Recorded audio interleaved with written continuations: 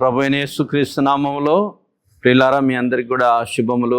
ఉదయకాల సమయంలో వందనములు తెలియజేస్తుంటున్నాను. క్రైస్ట్ చర్చ్ కర్నూలు నుండి మీ అందరికి కూడా ప్రభుపేట శుభములు శుభాశీస్సులు తెలియజేస్తున్నాను. ప్రియులారా, ఈ దిన ధ్యానము కొరకై ఒక మాట చదువుకుందాము.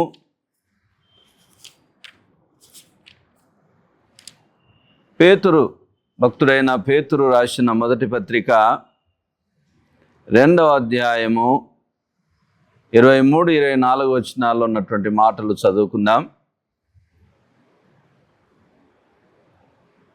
ఆయన దూషింపబడి బదులు దూషింపలేదు, ఆయన శ్రమ పెట్టబడి బెదిరింపక న్యాయముగా తీర్పు దేవునికి తను తాను అప్పగించుకొనెను. ప్రేమైన వల్లరా, ఈ మాటను జ్ఞాపకం చేసుకున్నప్పుడు అప్పగించుకొనుట అనేటువంటి ఒక పదాన్ని మనం చూస్తాం. అప్పగించుకున్న ప్రేమ, ఇది మన అంశం. మనం దేవుని ప్రేమను గురించి ఎన్నిసార్లు ఆలోచించినా ధ్యానించినా ప్రియులారా, అది తరగనిది. అందుకే ఈ అంశం చెప్పాలనుకుంటున్నాను. అప్పగించుకున్న ప్రేమ. ఆంధ్ర క్రైస్తవ కీర్తనలో ఓ మంచి కీర్తన ఉంటుందండి. అంటే చాలా కీర్తనలు మంచి కీర్తనలే, కానీ ఈ సందర్భానుసారంగా మనం జ్ఞాపకం చేసుకుంటే 10వ కీర్తన చాలా చక్కగా ఉంటుంది ప్రియులారా. కీర్తన 10వ కీర్తన. ఎంత ప్రేమ ఎంత ప్రేమ ఎంత ప్రేమయా,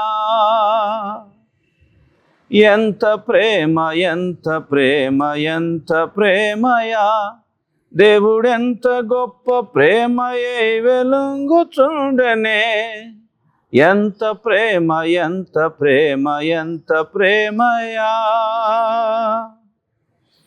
ఎంత లోతు ఎంత నిడివి ఎంత విరివయా, దానినింత ఎంతయని వచించు మనుషుడెవ్వడు, ఎంత ప్రేమ ఎంత ప్రేమ ఎంత ప్రేమయా, దేవదూతలైన దాని బాడలేరట, ఇక దేవుడే తన సుతున సంగి ఇంత ఎది అనెన్, ఎంత ప్రేమ ఎంత ప్రేమ ఎంత ప్రేమయా, ఇంత గొప్ప ప్రేమ చూపనోరకుందునే, ప్రభు చెంత చేరి సంతతంబు ప్రీతి చేసేదా, ఎంత ప్రేమ ఎంత ప్రేమ ఎంత ప్రేమయా. ప్రేమైన వాళ్ళరా, నిజమే కదా, ఆయన ప్రేమను దేవదూతలు కూడా పాడలేరండి. అంత గొప్ప ప్రేమను దేవుడు ఈ లోకము పట్ల, అనగా మానవాళి పట్ల, మనందరి పట్ల చూపించి ఉన్నాడు. దేవుని ప్రేమకు ఈ లోకంలో సాటి అయినటువంటిది మరేది లేదు, రాదు అన్నది వాస్తవం. ఎందుకు అని అంటే, అందరూ మాటల చేత చెప్తారు, కానీ ప్రభు చేతులతో దాన్ని చూపించి చెప్పాడు కదా. ఏది గొప్పది? మాటలతో చెప్పేదా, లేక చెప్పింది చేసి చూపించేదా? ఈ రెండవది ప్రభు ప్రియులారా ఎంతో ఖచ్చితంగా దాన్ని చూపించి ఉన్నాడు. ప్రాక్టికల్గా, థియరటికల్గానే కాకుండా ప్రాక్టికల్గా దేవుని ప్రేమ ఎలాంటిదో ఈ లోకానికి చాటి చెప్పినటువంటి వాడు యేసు ప్రభు. ఇక రాయబడింది ఏంటంటే ప్రియులారా, న్యాయము తీర్చగల దేవునికి, తీర్పు తీర్చు దేవునికి తన్ను తాను అప్పగించుకొనెను అని రాయబడింది. ఇంకో చోట మనం చూసినప్పుడు ప్రియులారా, లూకాసు సువార్త 23వ అధ్యాయంలో 25వ వచనంలో ఈ మాట రాయబడింది. పిలాతు ఆయనను వారికి ఇష్టం వచ్చినట్టు చేయుటకు అప్పగించును అని చూస్తాం. యేసును వారికి ఇష్టం వచ్చినట్లు చేయుటకు అప్పగించెను అని మనం చూస్తాం. ప్రియులారా, ఆయన వారికి ఆయనను అప్పగించినట్లు చూస్తున్నాం. అనగా పిలాతు మరి రోమా సైనికులకు యేసు ప్రభువును అప్పగించినట్లు రాయబడింది సువార్తలో. ఎఫెసీ పత్రికలో కూడా ఏముందంటే తన్ను తాను అప్పగించుకొనెను అనే మాట చూస్తాం 5వ అధ్యాయంలో 2వ వచనంలో. ఈ రీతిగా వారు ఆయన్ని అప్పగించిన, తన్ను తాను అప్పగించుకున్న, ఇంకా అపొస్తలుల కార్యంలో అంటాడు మీరు ఆయన్ని అప్పగించితిరి అంటాడు 3వ అధ్యాయం 13వ వచనంలో. అపొస్తలుల కార్యం 3:13లో మీరు ఆయన్ని అప్పగించితిరి అంటాడు. అంటే ఈ రీతిగా లోకం అనేది ఏం చేసింది అని అంటే ప్రియులారా, సిలువకు ఆయనను అప్పగించడానికే సిద్ధపడినట్లు మనం చూస్తుంటున్నాం. ఇదంతా కూడా దైవ ప్రణాళికలో భాగం. వాళ్ళు అప్పగించిన కదా, మరి పిలాతు అప్పగించిన, లేకపోతే ఇస్కరియోతు యూదా అప్పగించిన, లేకపోతే తను తాను అప్పగించుకున్న, ఇదంతా కూడా దేవుని రక్షణ ప్రణాళికలో భాగమే. ఎందుకు అప్పగించుకున్నాడని యేసు ప్రభు ఈ లోకంలో మనం బాగా అధ్యయనం చేసినప్పుడు ఒక 2-3 విషయాలు స్పష్టంగా అందరికీ మనకు తెలిసిన విషయాలే, కానీ మరొకసారి జ్ఞాపకం చేసుకుందాం. ఎందుకోసము యేసు ప్రభు శిలువకు అప్పగించబడ్డాడు, లేదా ఎందుకు అప్పగించడం జరిగింది అని మనం చూసినప్పుడు మీకు ఇందులో ఒక మంచి మాటను తెలియజేయాలని ఇష్టపడుతున్నాను. మొదటిది, మనలను ప్రేమించి అనే మాట చూస్తాం. ఎఫెసీ పత్రిక చూడండి ఒకసారి 5వ అధ్యాయం 2వ వచనం. క్రీస్తు మిమ్మను ప్రేమించి పరిమళ వాసనగా ఉండుటకు మన కొరకు తన్ను తాను దేవునికి అర్పణముగాను బలిగాను అప్పగించుకొనెను. ఎందుకు అప్పగించుకున్నాడంట? ప్రేమించినాడు కాబట్టి. క్రీస్తు మిమ్మును ప్రేమించి అన్నటువంటి మాట చూస్తున్నాం. ప్రేమైన వాళ్ళరా, లోకంలో అనేక మార్లు ప్రజలు నేటికిని తరతరాలుగా ద్వేషిస్తూ ఉన్నారు. లోకం ద్వేషిస్తూ ఉంది, మనుషులు ద్వేషిస్తూ ఉన్నారు, అంగీకరించడం లేదు. విమర్శించేటటువంటి వారు ఎక్కువ, ప్రశ్నించేవారు ఎక్కువ. అయితే అలాంటి వారందరి కొరకు బదులుగా ఏమి జవాబు ఇయ్యక తను తాను అప్పగించుకున్నట్లుగా వాక్యం రాయబడింది. ప్రియులారా, నిజమే. ఎందుకు అనంటే మనల్ని ప్రేమించాడు. ఈ లోకంలో నిన్ను నన్ను ఎవరు ప్రేమించనంతగా ప్రభు ఎక్కడ ప్రేమించాడంటే శిలువలో మరణించు పర్యంతం కలవరి కొండపైన ప్రేమించాడు. ఎంతవరకు? చివరి వరకు. ప్రియులారా, మరణించే వరకు ఆయన మనల్ని ప్రేమించినాడు కాబట్టి తన్ను తాను అప్పగించుకున్నాడు. మరి దేనికోసము ప్రేమించి అప్పగించుకున్నాడంట? మన పాపముల విషయమై. రాయబడింది చూడండి, పేతురు పత్రికలో, మొదటి పత్రిక 2వ అధ్యాయము 24వ వచనములో, మనము పాపముల విషయమై చనిపోయి నీతి విషయమై జీవించున్నట్లు అనే మాట చూస్తున్నాం. ఎందుకోసం ఆయన ప్రేమించినాడు, అప్పగించుకున్నాడంట? మనము పాపులుగా ఉండకూడదని, మన పాపములు క్షమించాలని, మన పాపములు తన మీద వేసుకొని పాపముల విషయమై మనం అప్పగించుకున్నాడు. ఇంకా మనం చూస్తున్నాము మూడవదిగా, నీతి విషయమై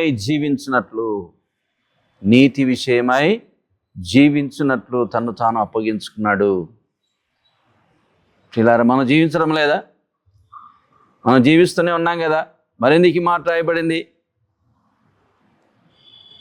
మనము ఈ లోకంలో జీవిస్తూ ఉన్నాం, కానీ జీవితం వేరు, బ్రతుకుట వేరు. ప్రభు కోసం జీవించాలి, నిత్య జీవం పొందేటటువంటి వారంగా జీవించాలి, నిత్య జీవానికి అర్హులుగా మనము జీవించాలి. మరి నిత్య జీవము ఎవరికి ఉంటుంది? ఎవరు పొందుకుంటారు? యేసు ప్రభు ద్వారా ఈ లోకంలో మనము ప్రేమించబడి మన పాపములను ఆయన రక్తంలో కడిగి వేసుకొని నీతిమంతులుగా తీర్చబడినప్పుడు ప్రేమైన వాళ్ళ మనము జీవించే వారంగా ఉంటాం. పాపములు చేస్తూనే ఉన్నట్లయితే అది సరైనటువంటి జీవితం కాదు.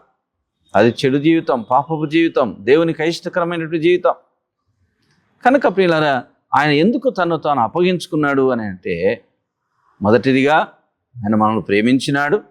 ప్రేమించినటువంటి ప్రభు తన్ను తాను శిలువకు అప్పగించుకున్నట్లో మనం చూసినప్పుడు మన పాపముల కొరకై తన్ను తాను అప్పగించుకున్నాడు.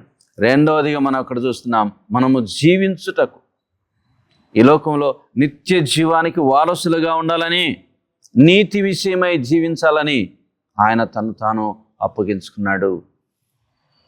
ఇంకా మూడో మాట ఇక్కడ చూస్తున్నాం చూడండి, ఎఫెసీ పత్రికలోని ప్రియులారా ఏమంటాడంటే, క్రీస్తు మిమ్మును ప్రేమించి పరిమళ వాసనగా ఉండుటకు మన కొరకు తన్ను తాను దేవునికి అర్పణముగాను బలిగాను అప్పగించుకొనెను. ప్రియులారా గమనిద్దాం, ఏ వాసనగా ఉండాలని? పరిమళ వాసనగా ఉండాలని. ప్రియులారా మనం ఈ లోకంలో ఎలా ఉన్నాం? మన జీవితం పాపములో దొర్లుతూ ఉన్నప్పుడు, లోకముతో రాజీపడి జీవిస్తున్నప్పుడు మరణ వాసనతో ఉంటాం. ఈ లోకంలో ఉన్నటువంటి దుర్వాసనతో ఉంటాం. ఈ లోకంలో అనేక రకాలుగా కలుషితమైపోయినటువంటి మానవ బ్రతుకు మనది.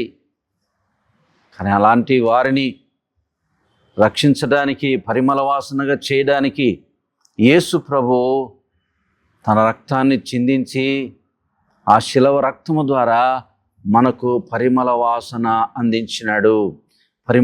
పరిమళ వాసనగా ఉండాలని తను తాను బలిగా అర్పణగా అప్పగించుకున్నట్లు దేవుని వాక్యము సెలవిస్తుంది. ప్రియులారా నిజమే, ఆయన మరణపు వాసన చూశాడు, రక్తపు వాసన అనుభవించినాడు. ప్రియులారా ఎందుకనంటే ఈ లోకంలో నీవు నేను పరిమళ వాసనగా ఉండాలని. దేవుని సువార్త చెప్పినప్పుడు బైబిల్ గ్రంథం చేత పట్టుకొని దేవునికి సమర్పించుకొని వెళ్ళి లోకంలో తన యొక్క ప్రేమను గురించి చాటినప్పుడు ఆ పరిమళ వాసన అనేకులకు వెదజల్లి మరణపు వాసనలో నుండి జీవోపు వాసనలోనికి వస్తారు, రక్షణలోనికి వస్తారు. ఈ పరిమళ వాసన చేత ఈ లోకంలో జీవిస్తూ పరలోక రాజ్యంలో చేరే ఒక అద్భుతమైనటువంటి పౌరులుగా, పరిశుద్ధులుగా జీవిస్తారు. అలా ఉండాలనే యేసు ప్రభు నీ కొరకు నా కొరకు శిలువలో తన్ను తాను అప్పగించుకున్నాడు. అప్పగించుకున్నటువంటి ఆ ప్రేమ ఈ లోకంలో ఎంతో మిక్కటమైనది, వర్ణించలేనిది, ఊహించలేనిది, ఎవరు ఇంత అని చెప్పలేనటువంటిది. ప్రియులారా ఆ రీతిగా అప్పగించుకున్నాడు కనుకనే ఈ లోకంలో మనమందరం కూడా ఆయన బిడ్డలుగా జీవిస్తూ దేవుని రాజ్య వారసులుగా అర్హతను పొంది పరలోక రాజ్య పౌరులుగా ముందుకు సాగుతూ ఉన్నాం. ఆయన ప్రేమైన వాళ్ళరా మనం జ్ఞాపకం చేసుకుంటే ఇందులో ఈ అప్పగించుకున్నటువంటి ప్రేమ అనే విషయంలో 3 ప్రత్యేకమైనటువంటి మాటలు కూడా మీకు జ్ఞాపకం చేయాలని ఇష్టపడుతున్నాం. మొదటిది త్యాగము ఉంటుంది అందులో, సాక్రిఫైస్ కదా. ఆ ప్రేమ ఎలాంటిది అని అంటే త్యాగముతో కూడింది. ప్రేమలో త్యాగము లేకపోతే అది నిజమైన ప్రేమ కాదు కదా. ఆ ప్రేమలో త్యాగం ఉంది, బలియాగముగా తను తాను అప్పగించుకున్నాడు. కాబట్టి ఈ త్యాగము ఎలాంటిది అని మనం చూసినప్పుడు ఒక మాట మీకు జ్ఞాపకం చేస్తాను. తాను కనుమరుగైపోయి మనల్ని కనపడేలా చేసింది. ఎంత మంచి త్యాగం కదా. తాను కనుమరుగైపోయి మనము కనపడేలా చేయడం ఈ లోకంలో. అలాంటి త్యాగాన్ని యేసు ప్రభు మాత్రమే శిలువలో మన కొరకు చేశాడు.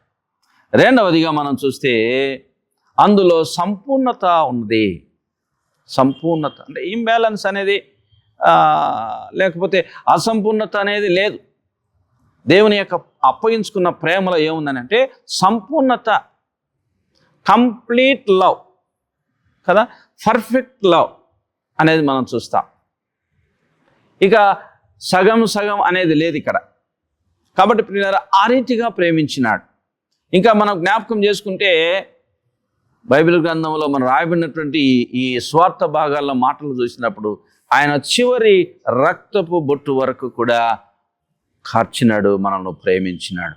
ఇది సంపూర్ణమైనటువంటి ఒక గొప్ప ప్రేమను తెలియచేస్తున్నటువంటి మాట. తర్వాత మనం చూస్తే మూడవదిగా విజయం అనేటటువంటిది ఇందులో ప్రధానమైన అంశముగా చూస్తాం. శిలువలో పలికిన మాటలలో ప్రియులారా, 6వ మాట సమాప్తమాయను అని పలికాడు కదా. సమాప్తమాయను. ఏం సమాప్తం చేసినాడు ఆయన? అది తర్వాత ధ్యానం చేద్దాం. ప్రియులారా, మొత్తానికి ఆయన యొక్క పని, దేవుని యొక్క ప్రణాళిక ప్రకారంగా వచ్చిన ఆయన పని, లోకాన్ని రక్షించడానికి చేయవలసిన పనిని ఆయన ముగించినాడు. అందువల్ల సమాప్తమాయనని చెప్పినాడు. ఆ తర్వాత 7వ మాటగా చూసినప్పుడు తండ్రి, నీ చేతికి నా ఆత్మను అప్పగించుకొనుచున్నాను అన్నాడు కదా.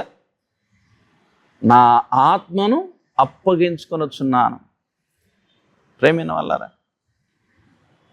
ఎవరు ఆయన చంపడం కాదు, ఎవరో చంపితే చనిపోవడం కాదు. అది ప్రణాళిక, లేఖనం నెరవేరాల.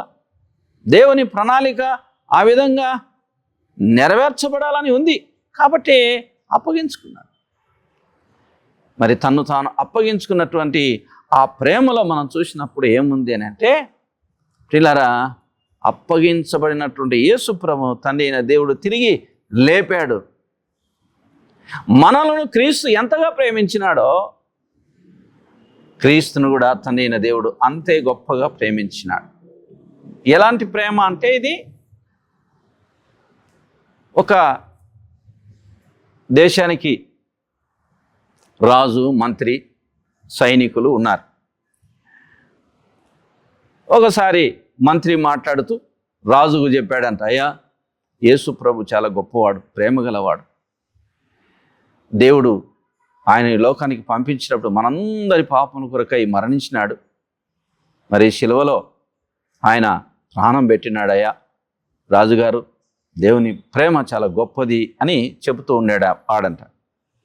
అలా చెప్తున్న తరుణంలో రాజుకు అంత ఇష్టం ఉండేది కాదు. అయినా సరే అప్పుడప్పుడు అలాగా దేవుని గురించి, దేవుని ప్రేమను గురించి చెప్పేవాడు మంత్రి. అయితే అప్పుడు ఆ రాజు అన్నాడంట, సరేనయ్యా, దూతలను పంపించచ్చు కదా, లేకపోతే ప్రవక్తలను పంపించవచ్చు కదా, లేకపోతే ఇంకా ఎవరినైనా ఒక గొప్ప మహానుభావుని ఈ లోకాన్ని పంపించచ్చు కదా. ఆయనే ఈ లోకానికి వచ్చి ఎందుకు ప్రాణం పెట్టాలా? ఆయనే ఈ లోకానికి వచ్చి ఎందుకు రక్షించాలా అని అడిగాడంట. ఇంకా మంత్రి దగ్గర మాటలు లేవు. సరే, కొద్ది రోజులు జరిగినాయి. ప్రియులారా, ఒకరోజు సాయంకాలంలో అలా తిరుగుతూ ఉన్నారంట. రాజు, మంత్రి, సైనికులు తిరుగుతూ ఉన్నప్పుడు రాకుమారుడు, రాజకుమారుడు బయటికి వచ్చి కొలనులో ఆడుకుంటూ వెళ్తున్నాడంట. అంటే ఆ కొలను దగ్గర ఆడుకుంటూ వెళుతున్నప్పుడు పొరపాటున అందులో పడిపోయాడంట రాకుమారుడు. దాన్ని గమనించినటువంటి రాజు వెంటనే ఆ కొలంలోనికి దిగి రాజకుమారుని ఎత్తుకొని వచ్చి ముద్దు పెట్టుకున్నాడంట. ప్రేమైన వాళ్ళారా, ఈ దృశ్యం చూసినప్పుడు మంత్రి అడిగాడంట, రాజా, నీ వెంటనే ఇంత నమ్మకంగా మేమందరం ఉన్నాం కదా, నేను ఉన్నాను మంత్రిగా, సైనికులు ఉన్నారు, మీరు ఒక్కసారి సెలవిస్తే, ఒక మాట అంటే మేము వెళ్ళి మీ రాకుమారుని మేము రక్షిస్తాం కదా అని అంటే, అప్పుడు రాజు అన్నాడంట, ఏమోనండి మంత్రి గారు, తండ్రి ప్రేమ కదా, నేను వెంటనే నా కుమారుని రక్షించుకోవాలని ఒక తృష్ణ కలిగి నేను ప్రేమతో అందులో దూకి నా కుమారుని రక్షించుకోగలిగినాను అని రాజు చెప్పాడంట. ప్రేమైన వాళ్ళారా, మంత్రి గారు అదే మాటను తిరిగి జ్ఞాపకం చేశాడు. అయ్యా రాజుగారు, నీ కుమారుని పట్ల నీకు ఎంత ప్రేమ ఉందో, నీవే కొలంలో దిగి ఏ రీతిగా రక్షించుకున్నావో అదే రీతిగా 2000 సంవత్సరాల కిందట దేవుని ప్రేమ కూడా అలాగే మనం రక్షించడానికి తండ్రి అయిన దేవుడు తన కుమారుని ఈ లోకానికి పంపించాడు. ఆయనే వచ్చి మనల్ని కన్నాడు కాబట్టి, మనల్ని పుట్టించినాడు కనుక మనం రక్షించడానికి ఆయనే ఈ లోకంలో మనిషి కుమారుడుగా జన్మించినాడు. ఆయన రాకపోతే మనకు రక్షణ లేదు అని మంత్రి గారు రాజుతో చెప్పాడంట. కనుక ప్రేమైన వాళ్ళనే అలాగా దేవుని యొక్క ప్రేమ అనేది చాలా గొప్పది, వర్ణించలేం మనం. ఆయన ఈ లోకానికి వచ్చి కుమారుని రూపంలో, మనిషి కుమారునిలో రూపంలో అవతరించి శిలువలో ప్రాణము పెట్టున్నంతగా మనలో ప్రేమించినాడు. ఆ ప్రేమ ఏం చేసింది అని అంటే తన్ను తానే ఒక బలియాగముగా అప్పగించుకునేలాగా చేసింది. వధకు సిద్ధపడిన గొర్రెపిల్ల వలె మౌనం దాల్చి పిల్లరా శిలువ సైనికులు కొడుతూ ఉంటే, చంపుతూ ఉంటే అప్పగించుకున్నాడు. ఆయన బదులుగా ఏం మాట్లాడలేదు, బదులుగా ఆయన పగతో ప్రవర్తించలేదు, మౌనం దాల్చినాడు, మరణించినాడు. ప్రేమైన వాళ్ళారా, అందులో మనం చూస్తున్నాం ఆ ప్రేమలో మరణం ఒకటి కాదు కానీ ఇందులో ఒక గొప్ప విజయం అనేది కూడా దాగి ఉన్నట్టు మనం చూస్తుంటున్నాం.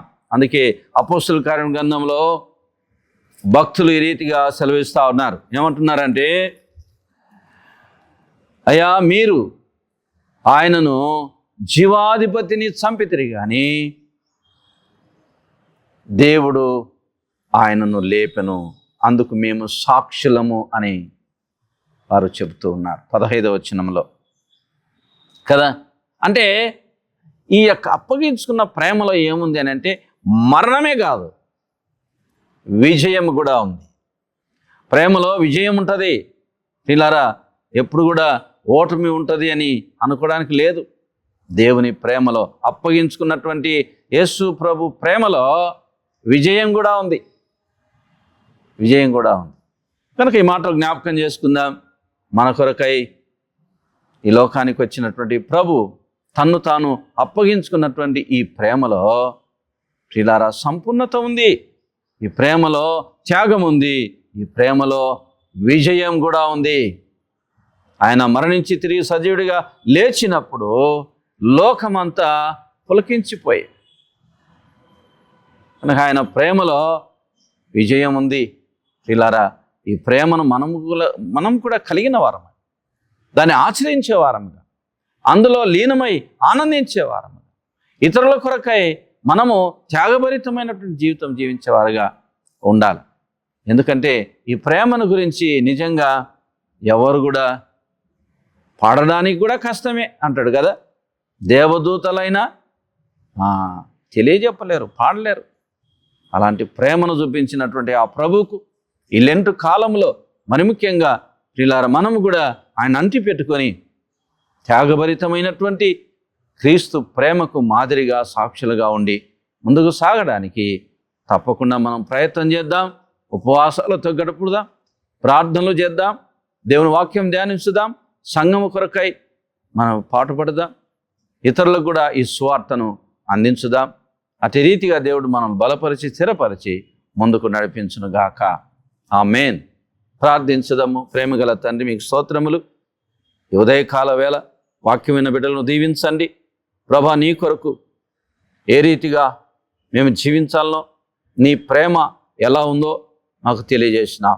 మేము కూడా ఒకరినొకరు ప్రేమిస్తూ నీ ప్రేమను ప్రకటించడానికి ప్రభా, నీ ప్రేమకు సాక్షులుగా జీవించడానికి మాకు సహాయం చేయమని, నీ ప్రేమలో ఉన్న త్యాగాన్ని మేము కూడా కలిగిన వారముగా ముందుకు సాగడానికి కృప చూపించమని, మమ్మల్ని, మా సంఘాలను, వాక్యం వింటున్న బిడ్డలందరినీ వారి కుటుంబాలను ఆశీర్వదించమని, ఆత్మీయంగా బలపరచమని, మరి ముఖ్యంగా ఈ లెంటు కాలంలో ప్రభా శిలువకు సమీపంగా ఆయన మీడల భక్తి విశ్వాసాలతో జీవించటకు ఆయన ఎల్లప్పుడూ లోకమును జయించే ప్రేమను మేము కలిగిన వారం ఉంటూ కృప చూపమని మా ప్రభువైన యేసుక్రీస్తు ద్వారా నిన్ను వేడుకొంచున్నాం తండ్రి. ఆమేన్. ప్రియులారా, మరి దయచేసి ఈ ఛానల్ను మీరు కూడా సబ్స్క్రైబ్ చేసుకోనండి, మా కొరకు ప్రార్థించండి, మీ ప్రార్థన అవసరతను మాకు కూడా తెలియజేయండి, మమ్మల్ని సంప్రదించండి. దేవుడు మిమ్మల్ని దీవించును గాక. ఆమేన్. Thank you.